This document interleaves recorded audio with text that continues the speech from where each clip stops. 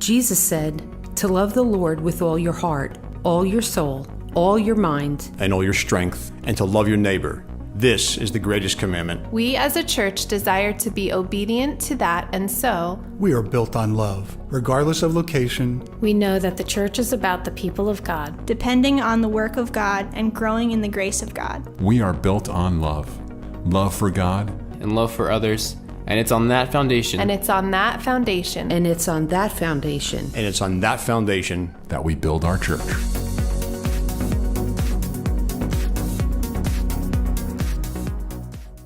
Hi, and welcome to Built Vision today, where we are building up in love together, talking about our new building project and talking about the vision of what God has called us to as a church of Cornerstone Calvary Chapel.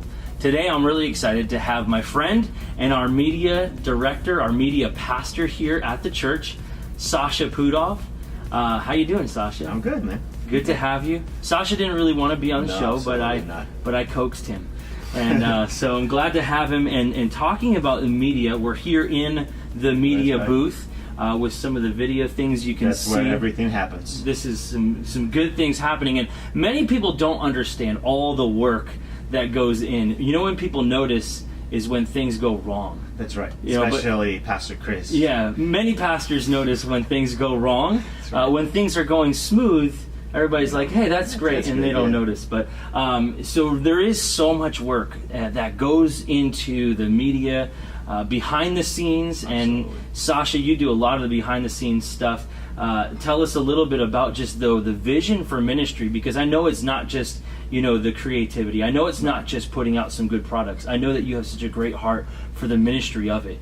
So tell us a little about that. Right. Well, I think ministry always should be about people. So it's not, there's varieties of opportunities that we can fulfill our gifts and talents that God gave us. But I think it's the moment we lose the sight that whatever we do to minister to other people, to serve God in that way, we kind of miss in the mark in a sense. So over here, what we do is we stream the service, we do lyrics on that computer, we change cameras right there where Mike is sitting. And that's all just to be able to allow people who are at home, maybe they're sick, maybe they're scared to come out to church, maybe they're just stumbled right upon our website, or somebody send them a link to our service.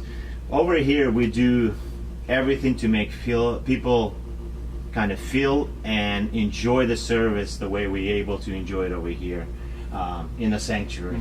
Yeah, and then the other part of it that's not in our shot here, we couldn't really fit it all in, is the sound ministry. Right. And I personally, as a worship leader, so much appreciate what you do in directing the sound ministry. And I say to Sasha all the time that the musicians, we play our instruments and we sing songs, but you play the band. That's right. And you're able to really, you make us sound good when we maybe need a little help, right. And you have the power to make us sound bad as well. If you're mad at us. I haven't done that yet, but yes, I do. But I always appreciated that perspective that you have on ministries, that you're really part of the band. Right. You're not just somebody who's up in the booth, who's moving some faders and adjusting some things and just making things work. Right. You really take that to the next level, and I really appreciate that. And I think that's a word for anybody who's involved in sound or media ministry.